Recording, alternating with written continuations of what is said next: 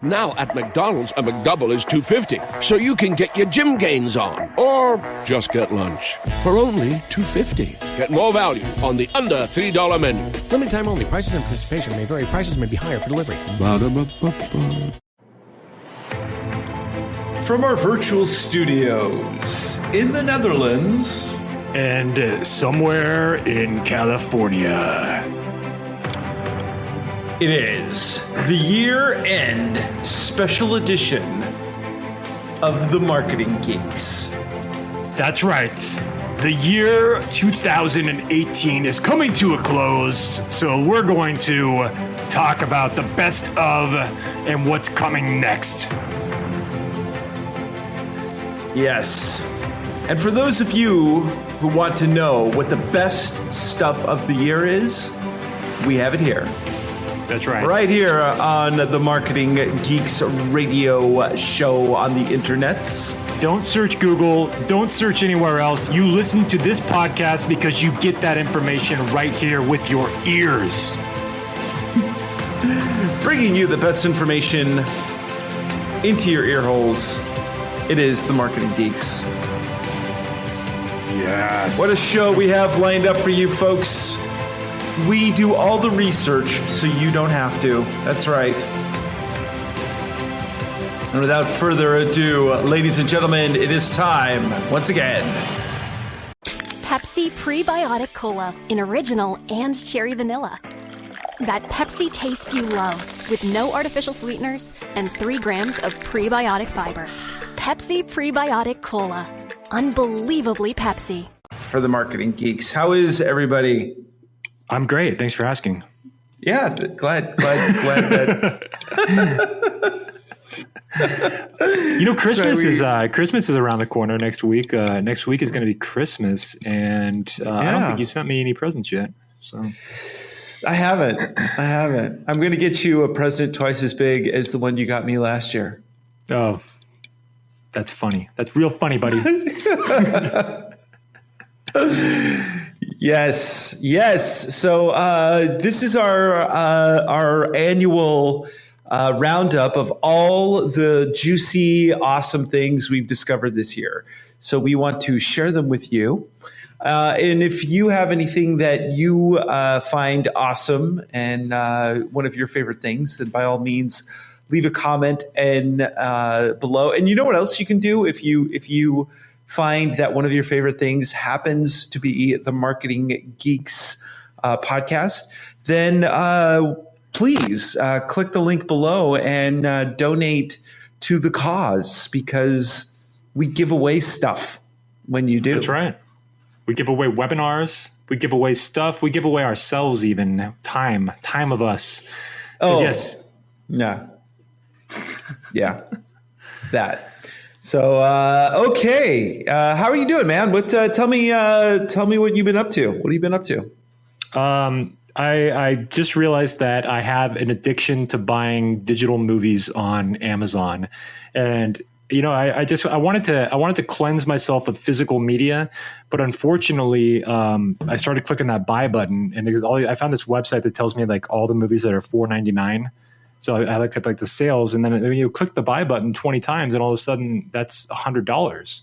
You click the button 100 times, that's $500, and then you're like, oh crap, I don't even want to watch any of these. I don't even have time to watch movies, but you know, I have them now, so I feel better about myself. Oh, good. Validation through.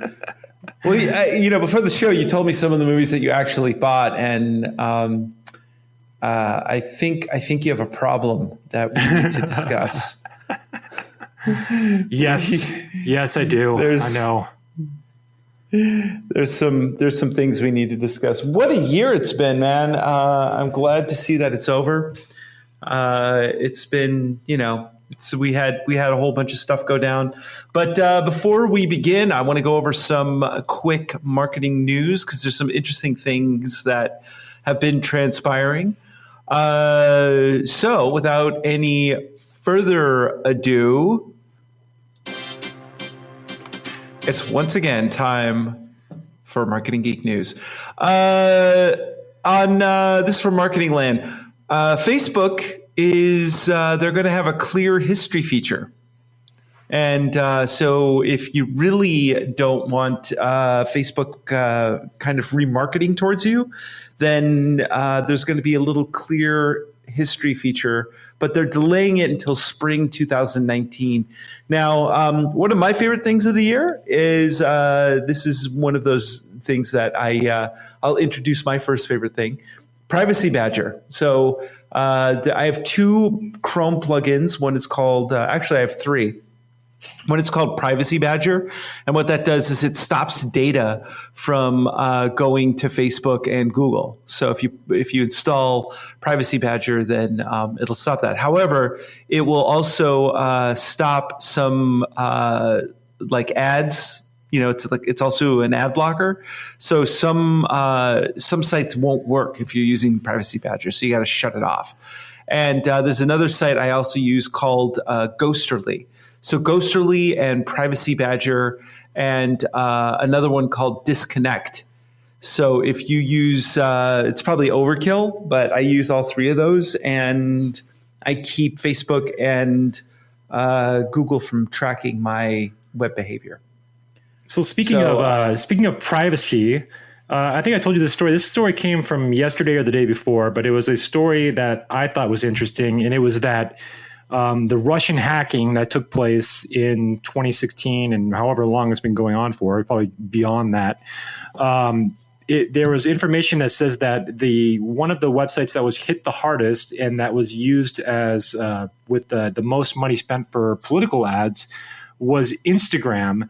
And Facebook had been trying to basically keep that information from the public to protect their baby, because I think Facebook's brand has already taken such a hit in reputation that they were trying to protect Instagram. But now that information is coming out, and I don't know. I haven't seen this blow up as big, but potentially Instagram may take a hit to their reputation too, and that would be a double whammy for good old Facebook and Mark Zuckerberg. Yeah, they did some shady stuff to try and keep that news under wraps too, right? Like that's the other part of that story. Like they were basically, not only did that happen, but they've been trying to keep that news from the public. So once again, they're not doing best practices at all. In fact, there's also a New York Times report that Facebook has been also sending data, private message data to people, to companies, selling private message data to companies. So, it's like once again, it's just a reminder that if what happens on Facebook stays on Facebook and stays with advertisers. And, it's interesting too, because when MySpace became a ghost town it was bought by, I think it was bought by Rupert Murdoch's company for like an ungodly amount of money, and then it just kind of evaporated. But finally, MySpace was sold to a marketing company, and they just kind of went through all of it and data mined all the information on there for whatever was left. So, it's like there's because Facebook is a company that's beholden to shareholders and they're always going to want to make money, your data is always going to be up for sale. So whatever you put on there, whatever you do, it's always going to be sold to somewhere else for money. And whether it's Russians or the Chinese or the government, it doesn't matter. They're just going to sell that. So yeah. So speaking of Facebook, I have one more story on Facebook. Facebook open sources its deep focus VR research, which aims to create ultra realistic visuals for eye tracking headsets. So I mean, this is interesting to me because I think VR is a very cool concept, but most of the VR I've seen, the graphics are like just terrible. It looks like, back in like the 80s, like regular Nintendo graphics in VR land. So I'd love to see when we actually get some realistic visuals moving into VR and see where the future holds. But I feel like good VR is still 5 to 10 years away, unless AI comes alive and just makes it in like 30 seconds. So, yeah, and replaces everyone's eyeballs with augmented VR. I also have a story here that YouTube ad campaigns will target TV screens by default, coming to AdWords API in January. So Cool. if you for YouTube TrueView and bumper campaigns, TV screens will be targeted as well. So if you Well, I watch YouTube from my TV a lot. So I mean, I have the Amazon whatever it's called Fire Stick, and I'm on there watching YouTube quite a bit on my television, especially when I have the baby. I'm feeding the baby the bottle, and then I'm just watching YouTube videos. Yeah, so it'll know if you have a TV. So for marketing purposes, if you're doing some advertising through YouTube, you'll have to format your ads for TV and keep that in mind. But it's also like unfortunately for them, Andros, I pay the $13 or whatever it is to have YouTube Red, so they will not advertise to me. Ooh, man, your money well spent. And finally, a study finds I got one more too. So yes. Do you want me to do? Okay. I just want to say this. So Pinterest is planning an IPO that they're anticipating could value at $12 billion. They could release it as soon as April. And I just wanted to name a couple other companies that are doing IPOs in 2019. So Uber is going to be doing their IPO in 2019, which I think that'll be a very popular one. That's probably the biggest one happening. Airbnb will be going public. Lyft, the competitor to Uber, will be going public as well. I believe Lyft is going to go public before Uber does. And then the other company is Slack, which is like how would you describe Slack? Like it's like just like a chat service, like an instant message service for companies, though, for employees. It's like an intranet almost. Yeah, it's an instant messenger for business. Yeah, it's like a messenger for business. So yeah, okay. So those are the companies going public. So if you're an investor and you want to get on those IPOs, pay attention to your calendar because these companies are coming to the New York Stock Exchange or NASDAQ or something. I don't know. Well, could it be like, do we invest in that or Bitcoin? I don't know. I'm gonna put some money into Uber and maybe Airbnb too. I'll definitely be buying some of it. Cool. Well, I wish you luck on that endeavor. Thank you. Because I invested in MoviePass. That one paid off real well. Yeah, I'm investing in cardboard futures. I bought cardboard futures. It was 30 cents a ton, and but I have to. So I bought like 20 tons of it, but I got to keep like 5 tons at my house. So that's part of the deal. All right, close us out with your last story, and then let's move on. Last story is study finds 61% of electronics reviews on Amazon are fake. So apparently, of course they are. Surprise, surprise. So a large majority of consumers that rely on product reviews to help them make purchases found that 61% of the consumer electronics, that's wireless headphones, phone cases, smartwatches, et cetera, beauty and cosmetic stuff, they're fake reviews. Yeah. Well, I mean, a lot of things are manipulatable these days. I mean, there's the companies that sell like YouTube views. And I guess that was becoming a big business. People were buying their YouTube views, and that's something that's a real industry. And you probably go on Fiverr. I bet you could find someone to do Amazon reviews for you. Yeah, sure. So the one thing about that, just a quick note on if you ever intend on buying views for your videos, don't do it. The reason why is because one of the metrics that Google looks at with video views is not just how many times it's been viewed, it's how long it's been viewed. So if they see that the video has been viewed like, 1 million times, but each of those views are only like 2 seconds, then they'll actually blacklist the video. So that's good. That's good. Yeah. And I think some of that, this was happening, I think, earlier in the year. So I think Google, because I read a few articles about this in the middle of the year. So I think Google may have responded this year and done that kind of stuff.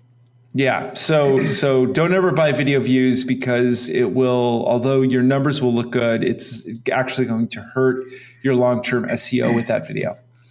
So if you really want to know how to SEO your video and get ranked, then all you need to do is just donate to our Patreon or to our link down below, and you can watch $5 will get you the replay of our webinar on video SEO. You'll also get the LinkedIn webinar, and what was the other one we did? We just did it. What was it?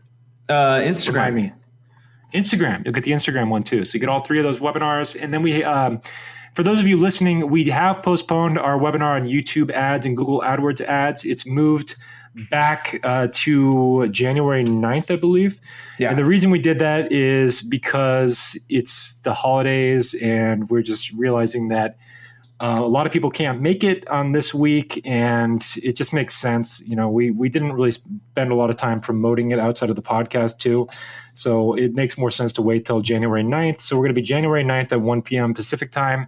If you already registered, your registration will automatically move over. But if you haven't registered, make sure to register and come January 9th at 1 p.m. Pacific Standard Time. Nice. Yes, that's going to be one of our better ones, I am thinking. So, yes. And with that, let's take a break. And when we come back, we will continue on the best things that we have discovered this year. This episode is brought to you by Indeed. Stop waiting around for the perfect candidate. Instead, use Indeed sponsored jobs to find the right people with the right skills fast. It's a simple way to make sure your listing is the first candidates see. According to Indeed data, sponsored jobs have 4 times more applicants than non-sponsored jobs. So go build your dream team today with Indeed. Get a $75 sponsored job credit at Indeed.com/podcast. Terms and conditions apply. And we're back. A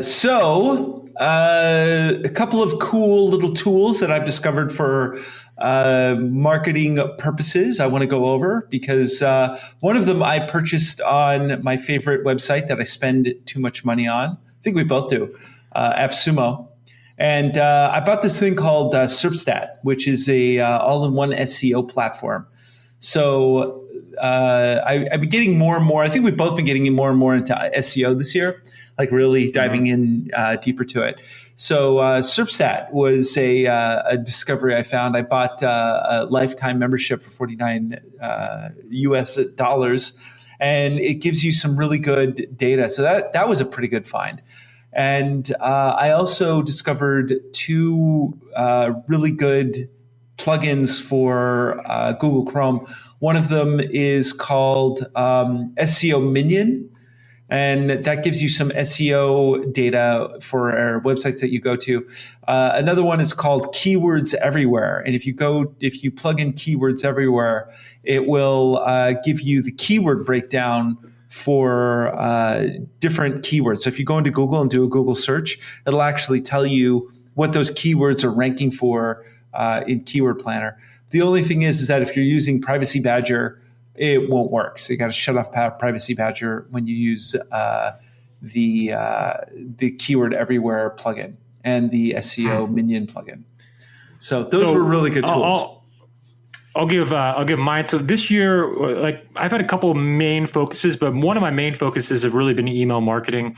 And we did a whole episode on email marketing, so I've already talked about a lot of this. But the tools that I have kind of started using this year and kind of fallen in love with are number one is a software called Bright Verify.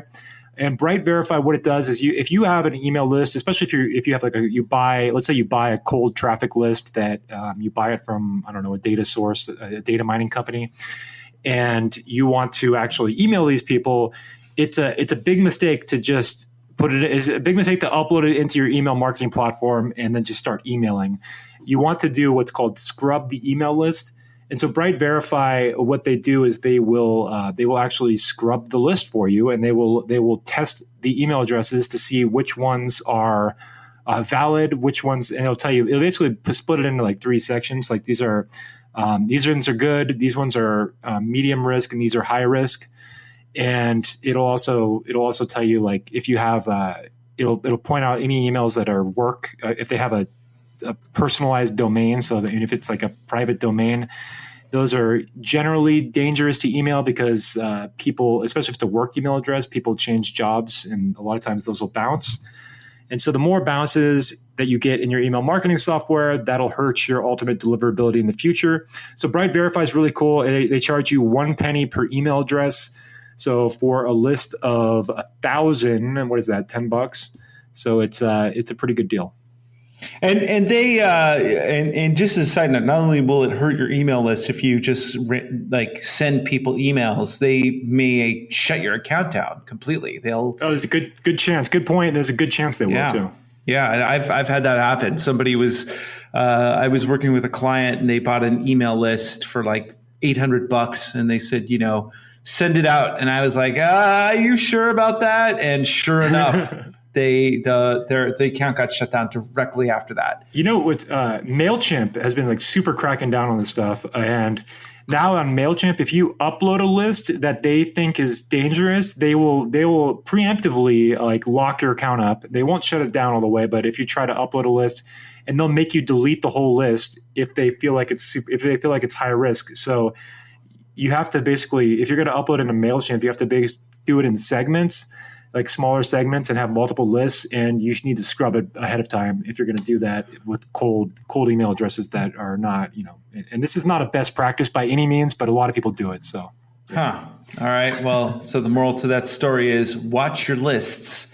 So yes, let me give one more, because we're on the email marketing subject. I just have one more email marketing software. This one is not for everybody because it's expensive, but it's called Litmus. And what Litmus does is a couple different things.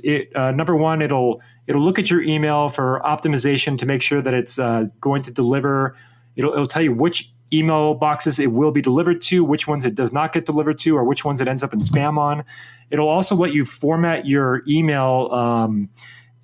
So it'll be optimized on different platforms, basically. So it'll show you what it looks like in Yahoo email. It'll show you what it looks like in, everyone's using AOL these days, right? AOL, right? Mm-hmm. No? Yeah. No, but my mother is. It looks like this in Gmail. She is. My dad still has really? an AOL account. No, my mother still uses the browser. It's not even supported anymore. They don't even support it. And she's like, I keep going to these web pages and they don't work. And I'm like, well, I installed Google Chrome. Use Google Chrome.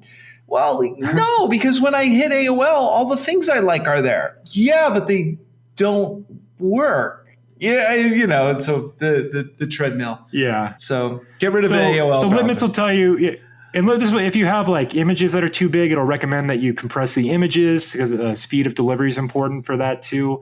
So it gives you a lot of good insight and data, but it's expensive. I think the lower account is like maybe $100, but the one that we're using is $300 a month. So it's quite expensive, like $297, I think. It might be $197. I'm kind of forgetting off the top of my head right now, but it's a great software. If you're serious, you should do it for a month or so to optimize your deliverability. And if you can afford it, you can continue with it. But it's at least do it till you know that your emails are getting delivered into the inbox, because that's a big thing. And this software is really good to let you know that. Okay, that's a good one. Got any other good platforms? I got a few more, but this is not for email marketing though. So you want me to give other subjects? Yeah. Okay. Well, my other big thing this year has been podcasting. So we obviously launched this podcast. Now, this podcast is actually launched through a software called Anchor, which is Anchor.fm. It's a free platform where you can host your podcast. It's a really easy and intuitive platform to use. The original downside, and when we launched this podcast, we didn't actually really know where this was going to go. This thing kind of launched on a whim. I don't think we still know where it's going to go. I don't know where it's going, but we're kind of into it now. And so I don't know that I would necessarily recommend. It's the thing with Anchor is the only risk to it is that when you're using a free platform, there's always some control that's going to be ceded over to that company. So that's something that we're aware of, but it's like we've built an audience. We at least have our audience if we may not be able to take our show off of that platform. I don't know what the logistics of that will look like in the future, but that's okay. So we're not too worried about that. So we're okay. We're comfortable with that. So if you're more concerned about like the ability to, if you want to be moving your show around, I would say look at a platform called Podbean. That Podbean, you can get unlimited data on uploads for $96 a year, or I'm sorry, $108 a year. And that's, so it's basically, it's $9 a month, or I think I said it wrong. So I think it's $96 if you pay the year in full. And then I think it's $108 if you pay month to month, because it's $9 a month. And what's the difference between that and Anchor and that? Well, Podbean, you're paying for, you retain, I think you retain more control. They actually have their analytics are a bit better on Podbean. Like you can actually see like where your listeners are coming from, what countries, and it'll give you percentages. It'll give you a breakdown of what devices they're listening on. It'll give you a breakdown on what browsers people are on. So the Anchor metrics are not that great. So those metrics are not so good. Libsyn is also an okay platform. I'm totally fine with it. I don't really like the UI of Libsyn, and Libsyn is Libsyn. So it's not my favorite, but a lot of my clients use Libsyn, and it's a good platform. It has good stats. It's I would just recommend Podbean over Libsyn personally. That's my preference. Mm-hmm. But I do like Podbean is I would say probably my recommended choice for people is Podbean. And then if you're not as worried about it, you can launch it on Anchor. It's the same reason. It's just, and it's kind of a question mark because, again, anytime you're on a free platform, you're ceding a bit of control. So that's something to consider when picking your platform. And then video podcasting, you can't do on Anchor. If you want to launch a video podcast, which is something that's newer these days, you can go on Podbean, and that's like, I think it's $30 a month for video hosting, and you can actually get your video podcast onto iTunes now. So some companies are doing that. That's kind of a newer thing. It's picking up steam. It'll probably become bigger in the next couple of years, and everybody will have video podcasts. But to me, like the whole point of podcasting is it's an audio platform. So I don't see the value in video podcasting. I mean, I'd rather have a YouTube channel. Yeah. So that's me. I'm with you. I'm totally with you. Well, speaking of podcasts, I want to go over the list of my favorite podcasts of the year, because since we've been doing this show, I've been doing a little bit of research on podcasting because I was kind of into it, not that into it, but I started listening to podcasts. And then I became a podcast junkie. So where you are buying your $5 movies, I have been listening to podcasts. So I'm going to go over my absolute favorite podcasts of the year so far. So in no particular order, the best stuff has been Dr. Death has been really good. That's about a neurosurgeon who was completely incompetent and just started paralyzing his patients. And the question is, how was he able to practice for so long? Believed, which was about David Nasser, who the disgraced gymnast doctor for the Olympic gymnast team, who molested hundreds of young women, and how he was able to do that for so long. So both of those are like failure of the system podcasts, which are really good. The Dream, which is also very good, that is about multi-level marketing and how multi-level marketing has been able to avoid being labeled as a pyramid scheme. So really great. Trump Inc. has been an investigative reported, well-researched podcast about the inner workings of the Trump organization. The Daily, which is a news podcast, and Reveal, also a news podcast, investigative journalism at its very best. Reply All is fantastic if you haven't heard that. So all of these are very inspirational. Been listening to something called This Is Actually Happening, and that's a podcast about, it's just like these anonymous stories that people tell about their lives, what it's like to lose your sense of smell, what it's like to date a celebrity, and people just relay their stories, and some of them are quite fascinating. If you want to learn about American history and how we got into the mess that we're in, a couple of podcasts I recommend highly. More Perfect is really good, especially the first season. Talks about the Supreme Court and how they came to some of the pivotal decisions that changed the laws, like Citizens United, which allowed dark money into politics. Some of the smaller laws that were, once they became precedent, they changed, like how police deal with criminals and why they're able to shoot unarmed people and get away with it without any kind of repercussions. That was really good. Slow Burn. The first season was about Watergate, and the second season was about Bill Clinton and the impeachment. Both of those amazing. Now, are you listening to all these in 1x speed, or do you have an app that like lets you speed it up? I listen to them all at double speed. I in fact. Okay, but what do you have? You have an Android, or what do you? Yeah, I have an Android. So I use something called Castbox, which is really good. It's probably one of the better like podcast apps that I listen to.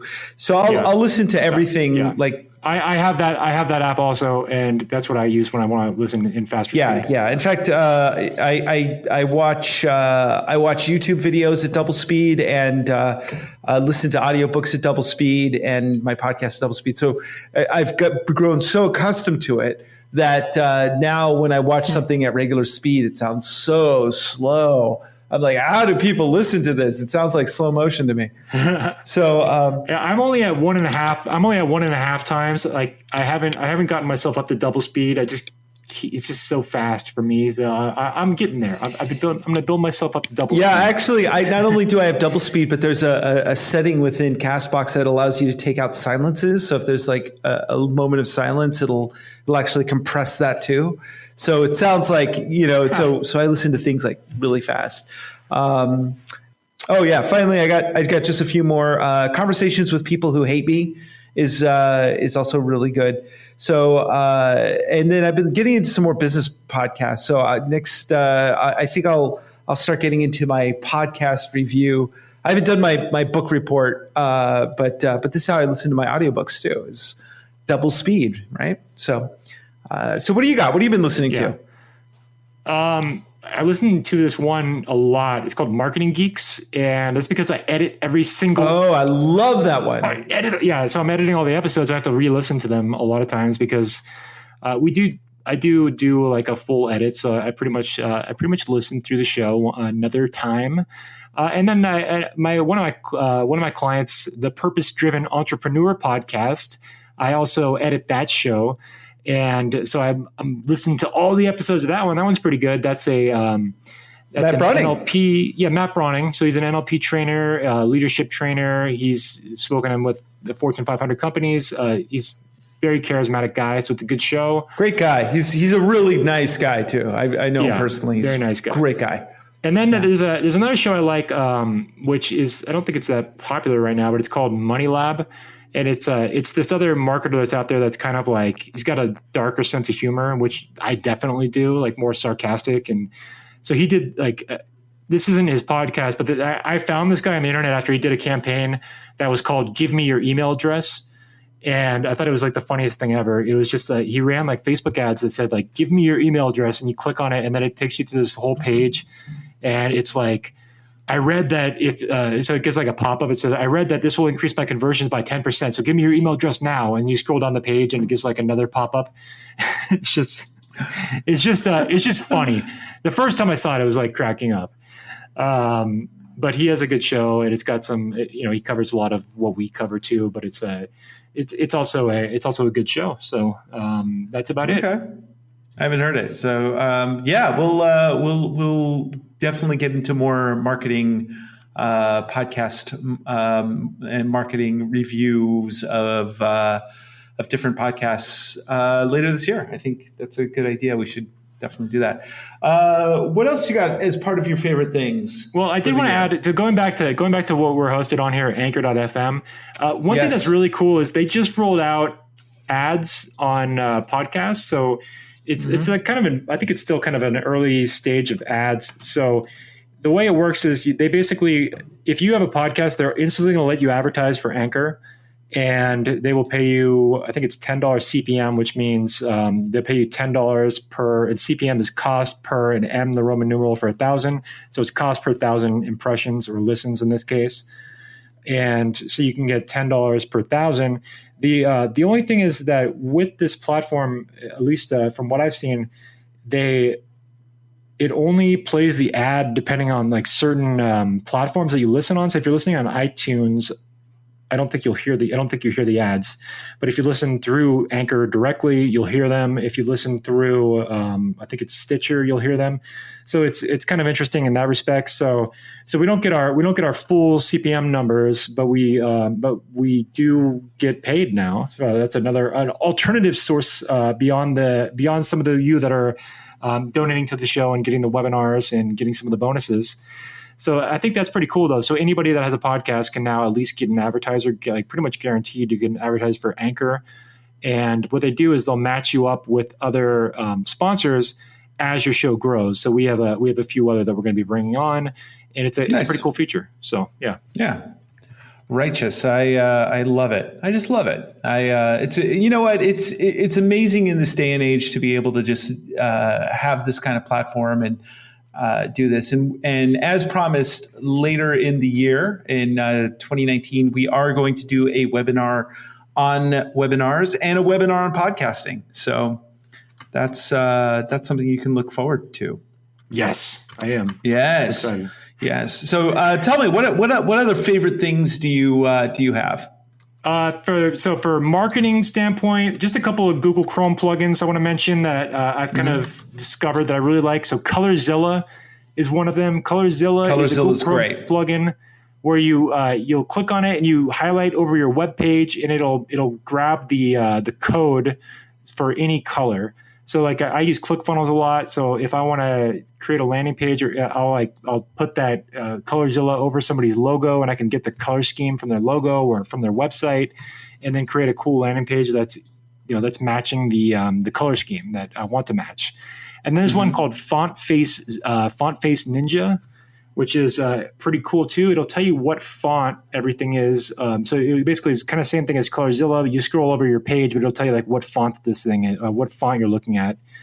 And I mean, sometimes some of these platforms don't have all the fonts, so you have to upload them yourself. But it's still a pretty cool tool to know like what fonts people are using on different websites. So I really like that tool. And those are my two favorite Google Chrome plugins of the year. Nice.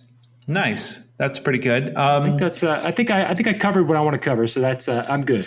I'm a music. I never talk about my music geek cred, but I'm a big music geek. If you are a music geek as well, and you have Spotify, you can always find me on Spotify and take a look at my current rotation for 2018. And there's you could just search the playlist, and if you find that, you'll find all my favorite songs. So there's some awesome music out there. It's a little insight into your soul. I love it. It is. It really is. That's how me and my current girlfriend got together. Was we met on. We met on Tinder, of all places, and we started sharing music and found out that we love each other's music. And so we thought that was immediately like, oh, this person's cool because they have, So you both swipe. Which way do you swipe on Tinder? Do you swipe left or right? You swipe right. So that's actually we both swipe right, and that's actually Tinder was a because I was newly single, and so I got on Tinder for the first time for reals, and that was a whole. I'll tell you, one of these days I'll do a special show just on the Tinderverse. And we'll do a whole show on online dating, just on online dating. Yeah, just on online dating, adventures in Tinderland, So but Tinder was definitely something that was a crazy experience, and it was awesome, and it was also disgusting at the same time. And none of the people I met were disgusting. It was more I was disgusting. So I don't know. There's no moral to that story at all. It was a good story, though. It was a good story. So are we done with our top marketing news, or do you have another marketing favorite of 2018? As far as marketing stuff goes, a couple of things.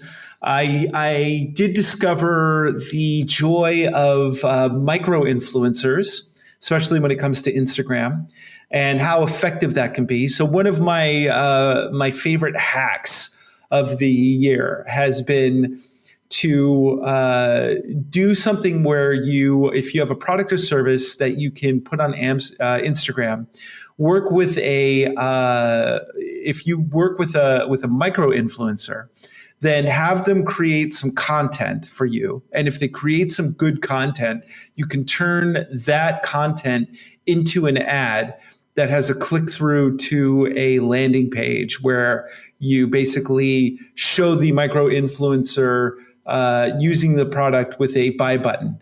And I did that where the micro influencer, I did this for a client where the micro influencer created content, and then I created an ad with that piece of content. And that was very effective. That was very, very effective. So that's something I recommend. Yeah, and micro influencers are pretty affordable because they're micro influencers, not the big names. So it's a good way to, if you're going to put in advertising money, it's pretty smart to do that, because if you're putting money into Facebook and you don't know what you're doing, you're probably putting your money into a black hole. Facebook's a lot. I mean, it's super easy to create an ad, but it's pretty deep if you want to know what you're doing and make an effective ad, I would say. So like anybody can create an ad, but not everybody can be profitable with ads. That's right. That's right. So, especially if you're using someone else to create the content for you, and it also falls into the social proof element of things. Yeah, big time. Yeah. So someone else is using and verifying that your product or service. And that's why on my Facebook page, I have photos with Daniel Baldwin, Ernie Hudson, some guy that was on True Blood that I don't even remember what his name is, but he was on True Blood, so I got a picture with him. So I have all this social proof because I waited in line to talk to these people and then grabbed my phone. I'm like, yes, I know this guy. and you have a picture of me. Oh, wait, I got a picture of you. We got John Paul DeJoria, and I don't know if our listeners know this, but there's a movie out there. What's the name of the movie, Andros? I'm blanking on it right now. The name. Good Fortune. Good Fortune. There's a movie called Good Fortune that a friend of ours directed. Shout out to Josh Takel. He directed this movie, and it's about the life story of John Paul DeJoria, the founder of Patron Tequila and the founder of Paul Mitchell, or co-founder of Paul Mitchell. That brand. And so he's a billionaire, and in the movie, Mr. Andros Sturgeon plays the young version of John Paul DeJoria in the flashbacks. There's no spoken lines, no spoken lines, but in the flashbacks you'll see Andros playing him. So definitely worth checking out. You can find it on Amazon. I was in that movie. It was that was quite an experience. Yeah, and we got a photo with John Paul at the premiere. And I think I wrote in my post, I'm like, we're with our good friend that we talk to all the time. And if you haven't seen a movie, if you do want to see a movie about entrepreneurship and overcoming obstacles, conscious capitalism, like the theme of that movie is conscious capitalism. Yeah. Then I definitely recommend the movie. It's really good.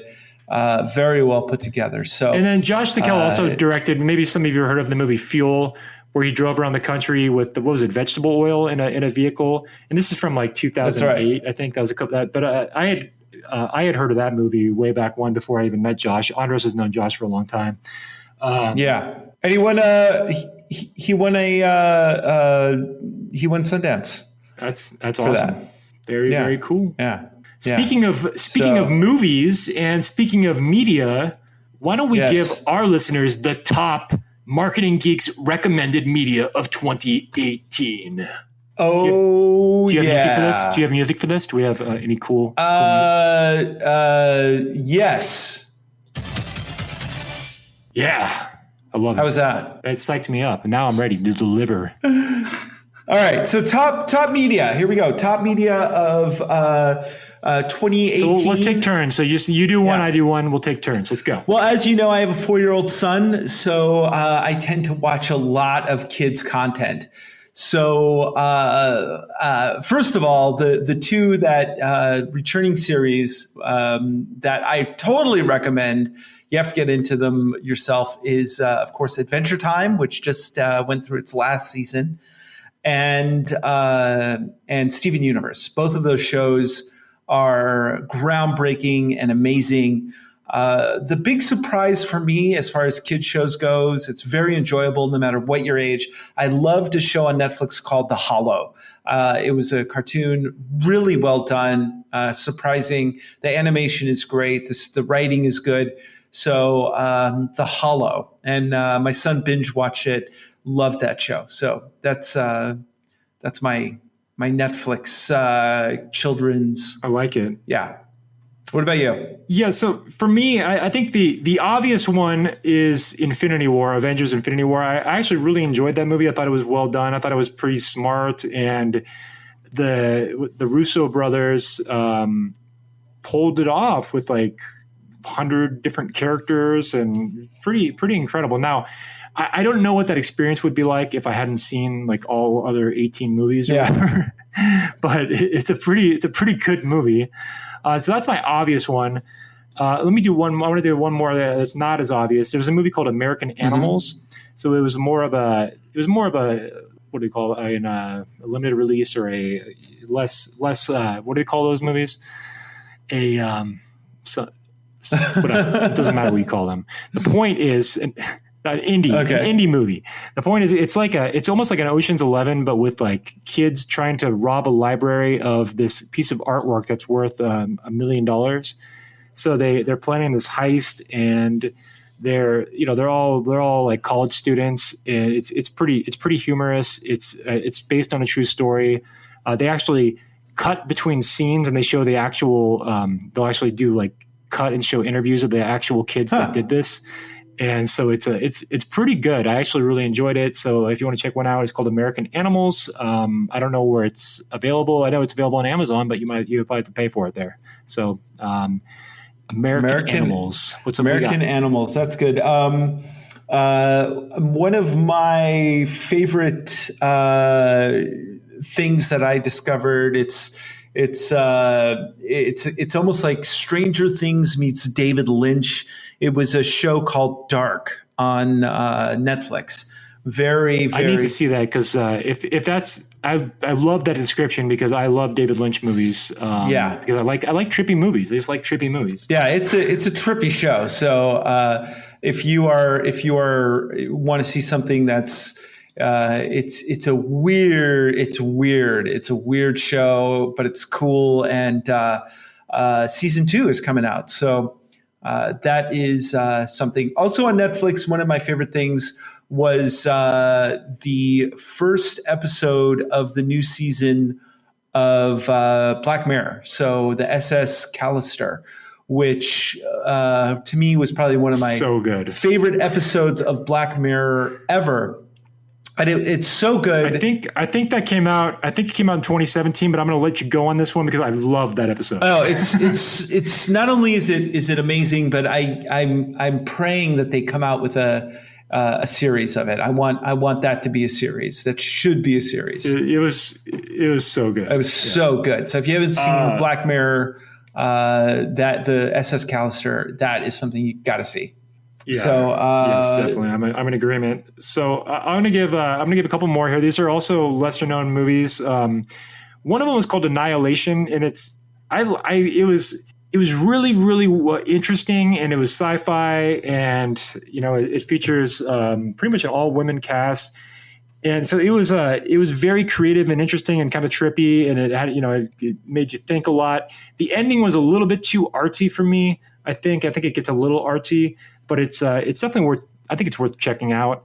Unless if you hate like artsy movies, maybe not. But I think it was pretty interesting. It definitely good sci-fi in there. Definitely, yeah, that was good. And Natalie Portman is good as always. It's an alien invasion movie that, but it's a bit different than normal alien invasion movies. It's a lot different than what you've seen before. Yeah. The other movie that I actually just saw this movie. It's called Hereditary, and I guess it's like a horror movie, but it's basically one of those like possession movies, but it's really, really well done. So it's like super moody. It's one of the better of that genre that I've ever seen. So it's that one I would recommend checking out, and really enjoyed it. That's all I got for movies, and then I got a couple TV shows after this. But let's. Do you have any more movies? Well, or do you want to go into TV shows? Of course, there's Black Panther, which surprised everybody, and I loved that. I thought Black Panther was definitely one of the. It was an incredible movie. Black Panther was. It was so well done. It was definitely one of my favorite Marvel movies. I mean, the awesome thing about having a 4-year-old is he has not seen any of the Marvel movies yet. So at some point in the near future, I'm going to sit down with him and break all of them out, and he's going to see every single one of them. So. Yeah, absolutely. So my TV shows, there's two of them on HBO that I really like. Westworld, I just love. Like season 1, I just love that show. Season 2 is a little bit different. It's definitely interesting. It was pretty good. It kept me coming back for every single episode. I enjoyed it. So I really like the show Westworld. And I think they're going to do a season 3. They might take a couple of years off in between.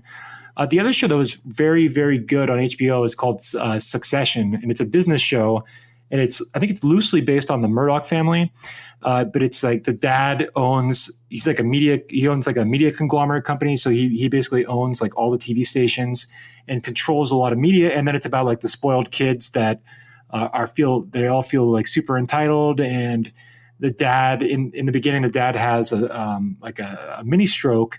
And all the kids are, fighting over the right to inheritance. And then, the dad didn't die though. So it's a pretty good show. So I recommend. Well, I got another one, Handmaid's Tale. Handmaid's Tale is fantastic. Second season was really good. So you haven't seen Handmaid's Tale yet, but it's I have not, but my wife watched it. Laura watched the whole thing without me, and she loves it. So I have not seen it though. It's a really good show. And then finally, one last bit of interesting marketing thing that I really like was Google Garage. Google Garage is if you didn't know this, you can get Google certified as a marketer. And so if you go to Google Garage, there's some classes there that you can take for free. So Google Garage is really a great resource for you. And if you want to get Google certified, to just basically, for your clients, you can tell them that, hey, I'm Google certified. Then you look really cool. Yeah, you look really, really cool. So, well, since we're on this note, I just wanted to bring up that Facebook has the same kind of thing called Facebook Blueprint. Mm-hmm. So if any of you are interested in getting Facebook certified, you can go to Facebook Blueprint. They have free classes. You can get Facebook certified for free. Same kind of thing. You have to go through all the different sections, get approved. I think you take a test at the end. And you could do that as well. So you can check that out. Nice. So if you want to get up your game, those are two things to do for 2019. I'm going to get that certification just to have it. Because why not, right? Because why not? Some clients love certifications. Some people love certifications. It makes them feel warm and cozy inside. So, I'm going to hire someone that's certified. And, the reality is certifications don't really mean anything. But that's a whole nother conversation. So yeah, we're not going to have that conversation because I don't want to have that conversation. That's okay. We're not going to make you do anything you don't want to do, man. This is a 21st century. Thank you. It's all about consent. Thank you. Finally, what's the worst of the worst? Let's go over the worst things. Well, wait, I haven't given my final top pick. Okay. I have a number one. Oh, you have a number one. Number one of the year. AMC's Better Call Saul, my favorite show of the year. Yeah. So that's Better Call Saul. I love that show. It's the spinoff from Breaking Bad. It follows the story of Saul Goodman and how he transitioned from James McGill to Saul Goodman. So it's an awesome show. We're in season 4. Yeah, it's amazing. Yeah, and I actually have purposefully not seen any of it because Breaking Bad was so critically acclaimed, and I didn't start watching it till the end of the 5th season.